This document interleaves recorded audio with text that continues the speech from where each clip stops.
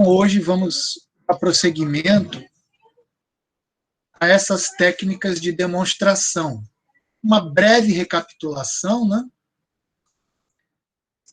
Nós vimos que uma demonstração é a maneira pela qual uma proposição é validada com argumentos, e basicamente uma demonstração ela tem uma hipótese onde você coloca as informações conhecidas sobre o que você quer provar, e a tese, que é justamente aquilo que você quer provar. E agregando a hipótese com a tese, nós temos o teorema, né? Então, o teorema ele vai ser escrito como uma implicação lógica, a partir de hipóteses, ou uma única hipótese, que vai ser a conjunção de várias hipóteses, né? A gente quer mostrar que uma tese se segue dessas hipóteses. Então, a hipótese implica a tese. Esse é o teorema. E a técnica que a gente vai ver para demonstrar, as técnicas que a gente vai ver para demonstrar, são basicamente 5 técnicas. Na aula anterior, a gente começou com a demonstração direta, tá? Que consistia em, partindo de uma hipótese ou premissa, você obtém um novo fato, tá? Um passo lógico, uma implicação. Então, na minha primeira hipótese, eu obtenho por uma implicação um novo fato, e esse novo fato implica, num passo lógico, num outro fato novo, e assim sucessivamente, até eu atingir o fato aonde queremos chegar, que é a tese. Tá? Isso chama-se demonstração direta, porque ela não recorre a nenhum artifício, né, que não utilizar passos lógicos concatenados. Outras técnicas usam outros artifícios, utilizando, por exemplo, hipóteses temporárias, utilizando contrapositiva, ou absurdo, ou indução, são outras técnicas, né? Mas na demonstração direta, nós apenas concatenamos uma sequência de passos lógicos até encontrar nossa tese, e aí o teorema está provado. E eu dei alguns exemplos, eu dei esse exemplo 1 na aula anterior, dei o exemplo 2, e agora eu vou mostrar para vocês o exemplo 3, que também é provado utilizando demonstração direta. Esse exemplo não constou da aula anterior. Então, eu vou abrir aqui um PDF que eu fiz manuscrito, depois eu vou disponibilizar para vocês. Com esse exemplo 3. Esse exemplo 3 pede que a gente prove 2 mais 5 mais 8, mais etc., mais 3n-1 é igual a 1 meio de n que multiplica 3n mais 1. E aí você vai dizer um pouquinho onde está a hipótese e onde está a tese. A hipótese está implícita. A hipótese é o conjunto de todas as ferramentas, todos os fatos envolvendo aritmética, números que nós conhecemos. Então, assumindo esses fatos sobre aritmética, sobre números, então nós chegamos a essa tese aqui que nós temos que provar. Então, a hipótese está implícita. Ok? Às vezes, no teorema, a hipótese está explícita. Aqui, as hipóteses que eu vou usar estão implícitas. Muito bem, então esse é um primeiro ponto. O segundo ponto é o que exatamente significa, tá, essa tese aqui que nós queremos provar. Na verdade, se vocês olharem para esse lado esquerdo, ele é um somatório de N parcelas. Então, eu vou poder escrever isso aqui olhando nesse retângulo, um somatório de N parcelas. Então, o J é uma variável, tá, que vai conter N parcelas de 1 até N, e cada parcela pode ser escrita como 3J menos 1. Como assim? Olha, se J é igual a 1, 3 vezes 1, 3 menos 1, 2, dá a primeira parcela. Se J é igual a 2, 3 vezes 2 é 6, menos 1, 5, dá a segunda parcela. A J é igual a 3, isso dá 8, a terceira parcela. Finalmente, na enésima parcela, você substitui J por N e vai dar a parcela 3N menos 1. Isso aqui nada mais é que um somatório. Então, basta eu dizer que o valor desse somatório é igual a meio de N, que multiplica 3N mais 1. Vamos desenvolver o somatório. Então, a primeira coisa é escrever aqui o somatório.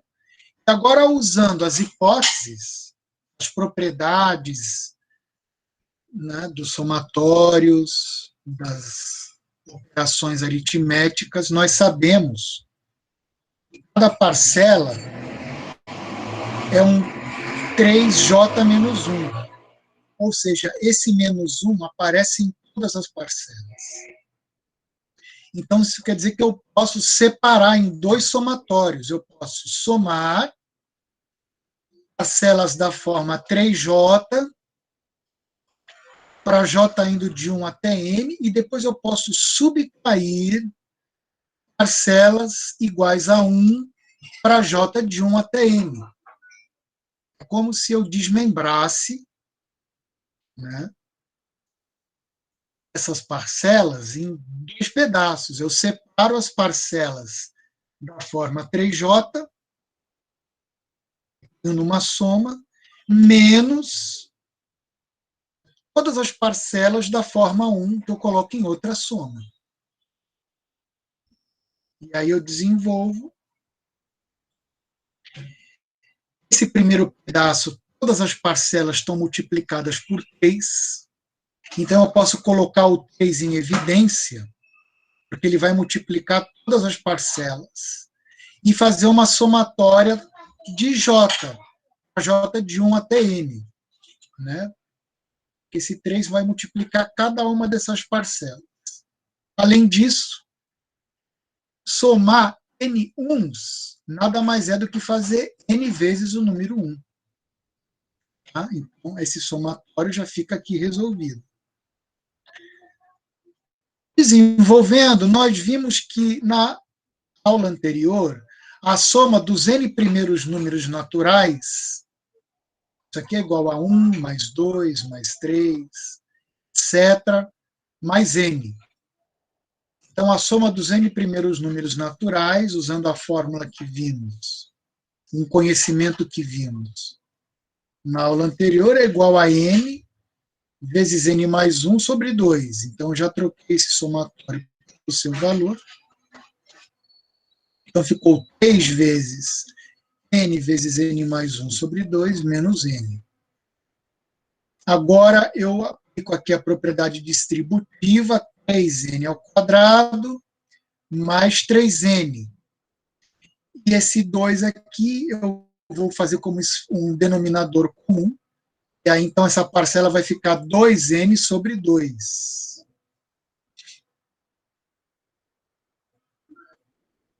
Aí eu faço a conta, 3N menos 2N é N. Então, isso aqui é igual a isso. E agora eu coloco um N em evidência e eu obtive o que eu quero. Meio de N que multiplica 3n mais 1, exatamente aonde nós queríamos chegar. Então, vocês reparem, isso aqui é uma sequência de passos lógicos. Então, eu não escrevi economizar em, digamos assim, eu não escrevi o lado esquerdo aqui que se repete em todas as linhas. Eu posso escrever esse lado esquerdo aqui e aqui. Então, desse fato, tá? Isso implica esse fato, implica esse fato, implica esse fato, implica esse, implica exatamente o fato onde nós queremos chegar. Então, eu tenho um fato P, que implica um fato P1, que implica um fato P2, etc., até chegar no fato Q. O somatório é igual a esse valor aqui. Isso é uma demonstração direta, recordando o que vimos na aula passada. Alguma dúvida? Tudo bem? Alguém quer perguntar alguma coisa? Está tudo tranquilo? Muito bom. Vamos continuar. Agora nós vamos passar para uma segunda técnica de demonstração, que é por contrapositiva. Isso é uma das regras da dedução, da lógica proposicional. A contrapositiva de P implica Q é não P implica não P. Essas duas fórmulas são equivalentes. Dizer que P implica Q é a mesmíssima coisa que dizer que não P implica não P. Por quê?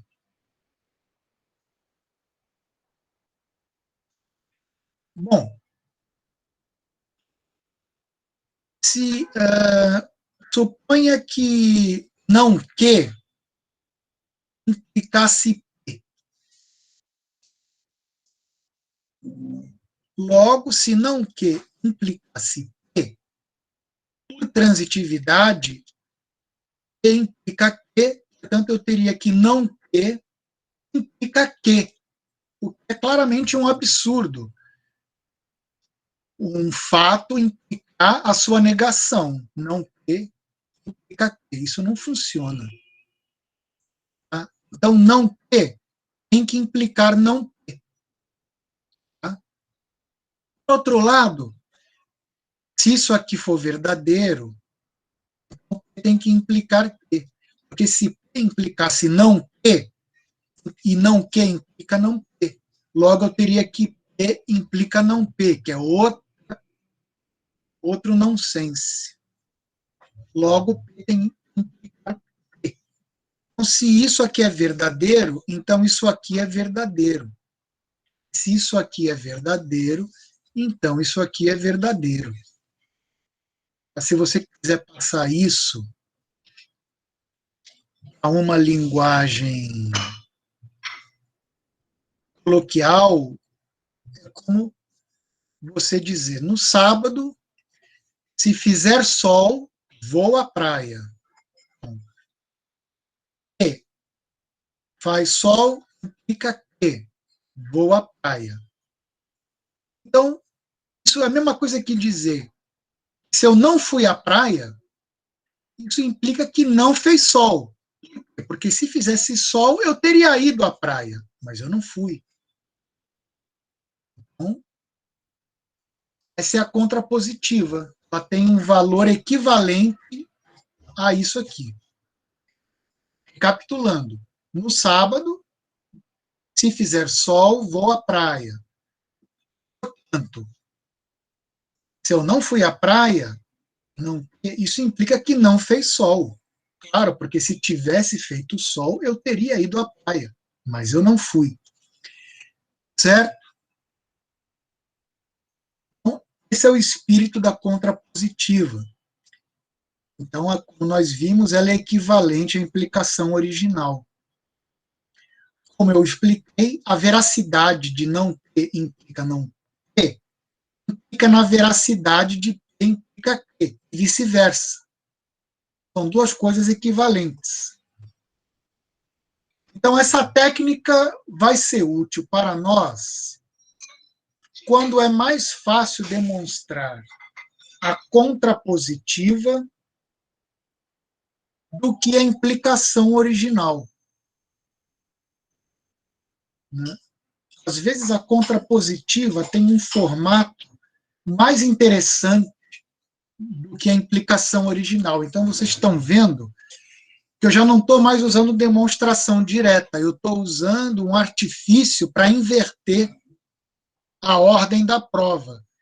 Em vez de ter P como hipótese e P como tese, eu vou usar não P como hipótese e provar não P como tese. Eu vou inverter.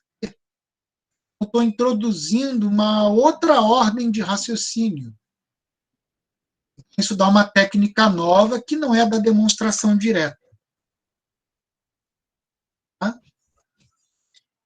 Então, depois, para demonstrar isso aqui, aí você usa outras técnicas de demonstração. Então, olha aqui um exemplinho. Prove que se 2 divide 3m, então 2 divide m. Esse símbolo na vertical significa divide. Tá? Quem conhece um pouquinho de álgebra dos números vai ver que esse argumento dá até para demonstrar como ele está. Mas a contrapositiva vai oferecer um jeito bem mais fácil. Então, eu vou abrir agora o PDF. Vou disponibilizar depois para vocês. E aqui está. Prove que se 2 divide 3m, se 2 divide o triplo de m, então 2 divide m. Vamos esquematizar o enunciado. A minha hipótese P é 2 divide 3m. Aqui. A minha hipótese, a minha tese P é 2 divide m. Está aqui. Então, eu tenho que provar que P implica que. Se 2 divide 3m, então 2 divide m. Então, esse é o enunciado original, esquematizado. Se a gente usar contrapositiva, a gente pode, então, equivalentemente provar o quê?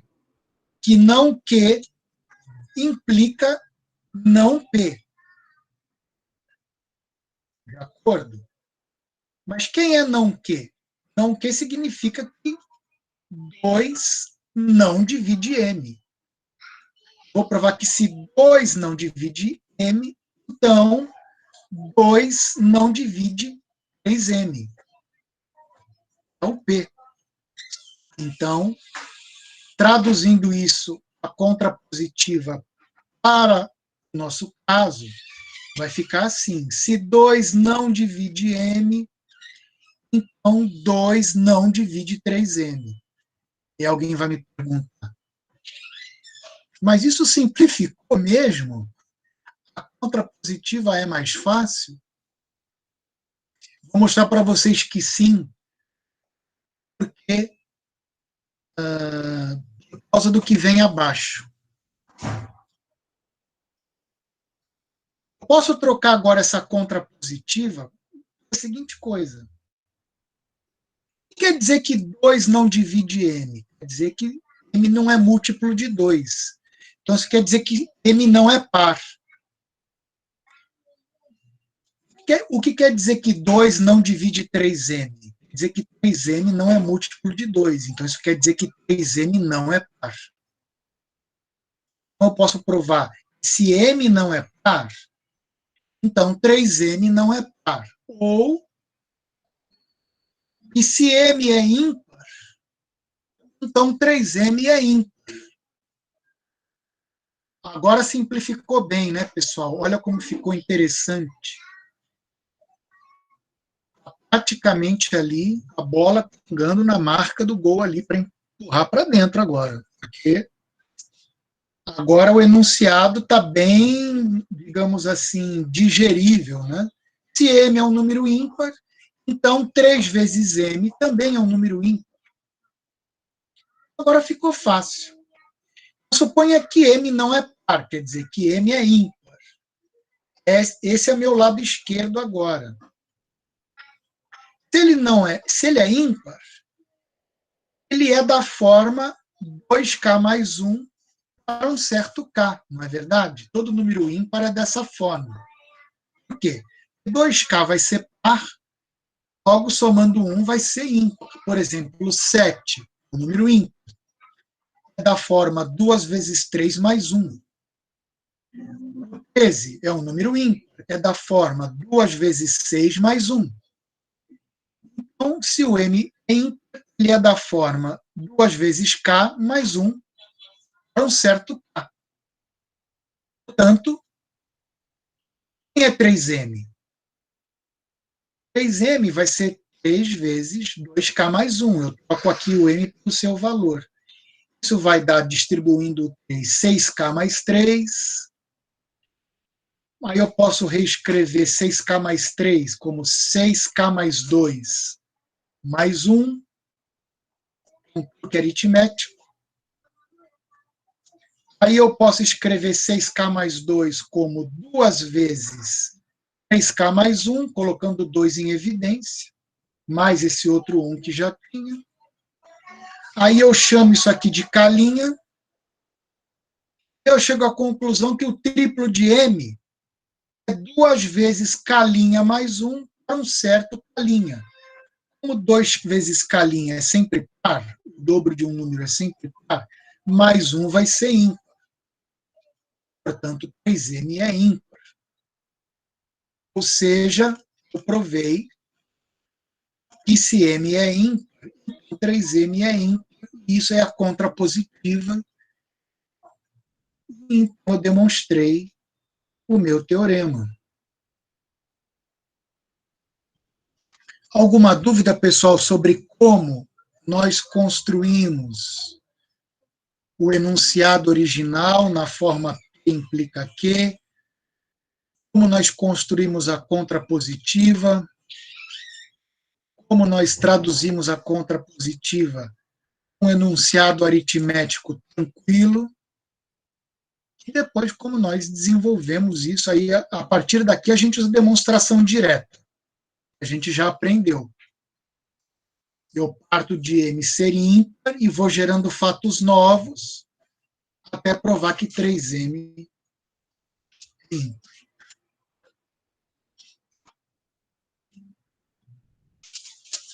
Alguma dúvida? Vocês querem fazer alguma pergunta? Colocar alguma questão? Muito bem, haverá tempo depois para a gente fazer mais exercícios. Vou deixar eles com gabarito e eu vou discutir vários deles aqui na aula da próxima semana também. Então vamos voltar ao fluxo da nossa aula. Então, a gente já provou o exemplo 4. Agora vem uma nova técnica, que é a demonstração por contradição.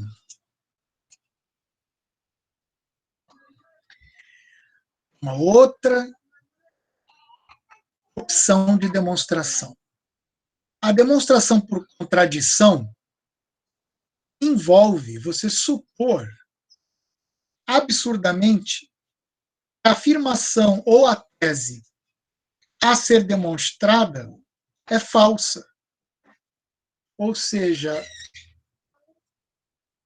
vou assumir que a minha tese é falsa. E aí, trabalhando logicamente, com implicações válidas, eu vou obter uma conclusão contraditória. logo aquilo que eu quero demonstrar é verdadeiro.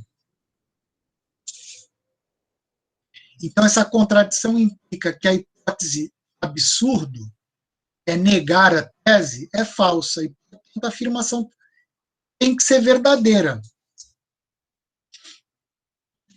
Por exemplo, no caso de uma implicação, implica que contradizer isso daqui é o seguinte, a gente sabe que implica que, usando a tabelinha, né, de fórmulas lógicas, da lógica proposicional, é equivalente a não P ou Q.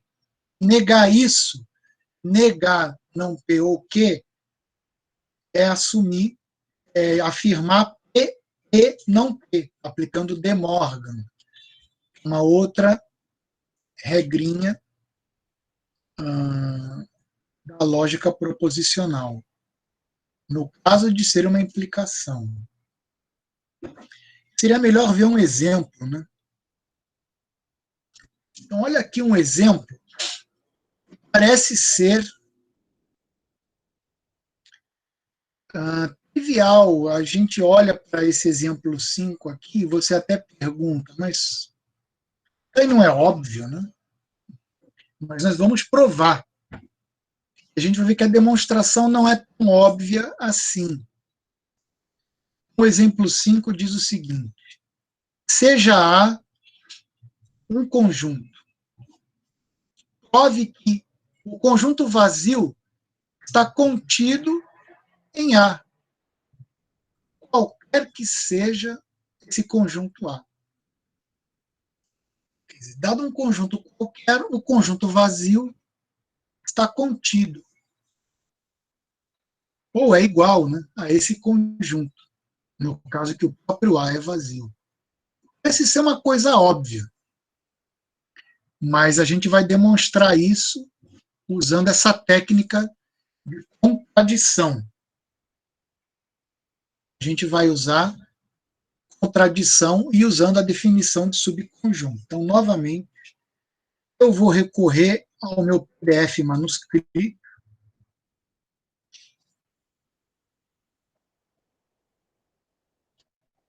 Vamos, então, para o exemplo 5, que é esse daqui.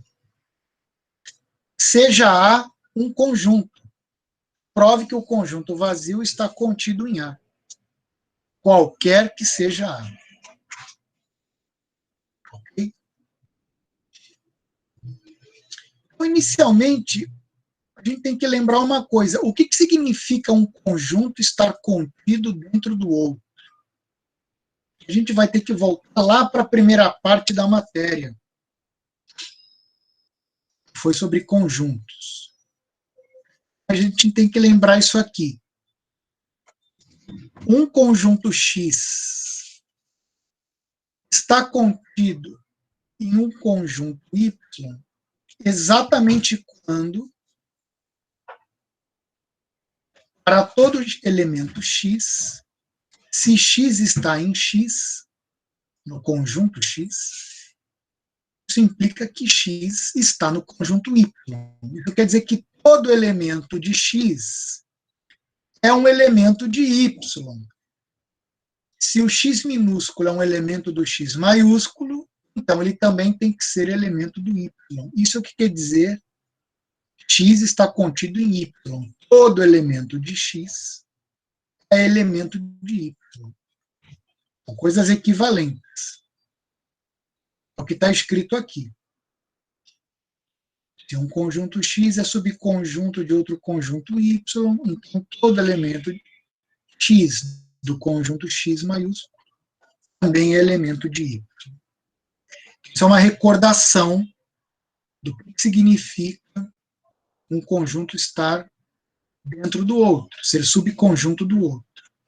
Então, vamos provar que para todo conjunto A, qualquer que seja o conjunto A, o vazio está contido em A, subconjunto de A. Vamos usar a técnica da contradição. Suponha por contradição E isso que nós queremos provar, essa sentença acima é falsa. Então, essa técnica da contradição ela é meio estranha. Né? Em vez de eu sair provando o que eu quero, vou fazer uma inversão de raciocínio, como se fosse uma inversão brusca. Em vez de provar que isso é verdade, suponha que isso seja falso. Aí a gente vê o que acontece. Né? E a gente vai chegar numa coisa nonsense. Essa é a ideia. Suponha por contradição que o que eu quero provar é falso. Então, se eu negar para todo A o vazio é subconjunto de A, eu negar isso, o que eu vou obter? Eu vou obter que então existe um A, o que não é verdade, que o vazio é subconjunto de A. Não é isso, pessoal? Aqui em cima eu estou dizendo que para todo A, o vazio é subconjunto de A. Se isso for falso, existe pelo menos um conjunto A, ao que não é verdade, o vazio é subconjunto de A. Isso aí é uma regrinha da lógica proposicional. O não para todo, negar o para todo é existe não. Não para todo, não para todo é equivalente a existe não. Tá? Por exemplo, aqui eu afirmo que, vamos supor que eu afirme que todo time já foi campeão alguma vez. Então, para todo A, já foi campeão. Se eu negar isso, eu estou dizendo que existe um time que nunca foi campeão. Vocês perceberam o argumento? Se eu disser que para todo time, esse time foi campeão, né, e eu quero negar isso, então, se eu negar que o time foi campeão, então existe um time que não foi campeão. É exatamente isso aqui, é precisamente a negação do que eu quero provar. Vocês entenderam até esse ponto? Então vamos assumir então que isso aqui é verdadeiro e vamos continuar. Ou seja, existe um conjunto A ao que vazio não é subconjunto de A. Eu estou lendo isso aqui agora em português, digamos assim. Existe um conjunto A ao que vazio não é subconjunto de A. Mas se vazio não é subconjunto de A, isto significa que não é verdade, né, que para todo elemento X, se X está no vazio, então X está em A. Não é verdade, tá, que todo elemento do conjunto vazio é também elemento de A. Isso aqui é dizer, esquece que isso aqui é o vazio. De conta que isso aqui é um conjunto, sei lá, conjunto R. E o A é um conjunto S. Então, se eu dizer que o R não é subconjunto de S, estou dizendo que não é verdade que todo elemento de R é também um elemento de S. Aqui eu estou importando o início da demonstração, eu estou trazendo a definição de subconjunto. Então, se R não é subconjunto de S, não é verdade que todo elemento de R também é elemento de S. Ou seja, não é verdade que para todo X, se X pertence ao vazio, então X pertence a A. Continuando, o que significa negar o para todo? Quer dizer exatamente o existe não. Confere, é a equivalência da lógica, né, proposicional. lógica de primeira ordem, a lógica de predicados, desculpe. Isso aqui significa que existe um X. Se não é verdade que todo X satisfaz isso, então existe um X que não satisfaz isso. Simplesmente. Então, recapitulando, se não é verdade todo X satisfaz isso aqui, então existe um X que não satisfaz isso aqui. Esquece por um momento o que significam, tá, essas duas expressões, X pertence a vazio e X não pertence, e X pertence a. Vamos chamar simplesmente de P. Então, isso quer dizer que existe um X ao que não é verdade que implica Q. Ou, aplicando a tradução de implica Q, né, numa formulação equivalente, existe um X tal que não é verdade, não Q ou Q. Aí você vai aplicar De Morgan, negar o ou significa negar o primeiro, negar o segundo e trocar por e. Não, não P ou P é a mesma coisa que não, não P, que é P, e não que. Não, não P, e não que. Só que não, não P é P. Olha onde que eu cheguei. Existe um X que satisfaz P, não que. Vamos voltar, então, agora. O que significa P mesmo? Significa X pertence a vazio. E Q significa X pertence a A. Então, agora vamos trocar de volta. Ou seja, existe um elemento X, ao que X pertence a vazio, e X não pertence a A. Porque Q significa X pertence a A. Não Q significa X não pertence a A. Eu cheguei ao seguinte fato, depois de muitas implicações lógicas e coisas, né, eu cheguei a isso aqui. Existe um elemento X, o que X pertence ao vazio, e X não pertence a A. Mas agora, pessoal, eu estou afirmando que existe um elemento X que pertence ao conjunto vazio, mas isso é impossível. Por definição, o vazio não contém elemento nenhum. Então, é impossível que o conjunto vazio contenha algum elemento X. Isso é um absurdo. Então, pessoal, olha o que aconteceu. Vamos voltar toda essa demonstração. Partindo do fato, não é verdade que todo o conjunto A, o vazio está contido em A, eu cheguei nesse absurdo. O vazio contém um elemento X. Existe um elemento X que pertence ao conjunto vazio. Ou seja, essa é a essência de uma demonstração por contradição. Eu assumo que o que eu quero provar é falso, chego numa coisa sem sentido.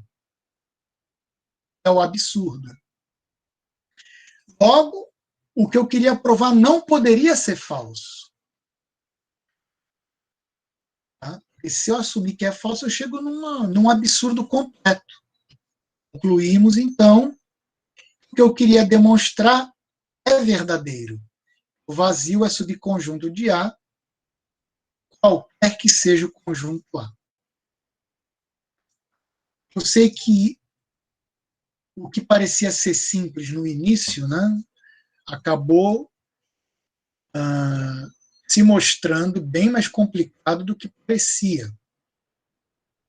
Então, eu vou pedir para vocês depois que leiam novamente, né, essa demonstração com bastante calma, entendendo todas as etapas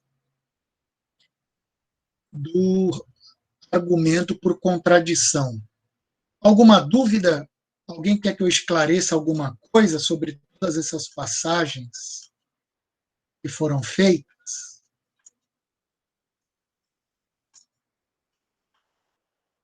Tudo tranquilo, pessoal? Então tá ótimo. Então já vamos chegando aí a quase nossos 50 minutos de aula. Como nós temos tempo,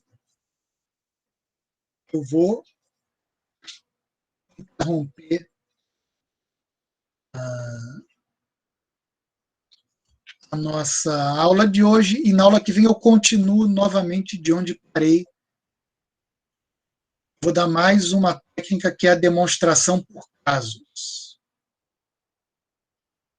Dividir em casos. Isso é uma ideia bem simples, mas eu vou deixar isso para a aula que vem. Nós temos tempo, né? Podemos fazer isso de forma bem tranquila. Eu vou encerrar a gravação.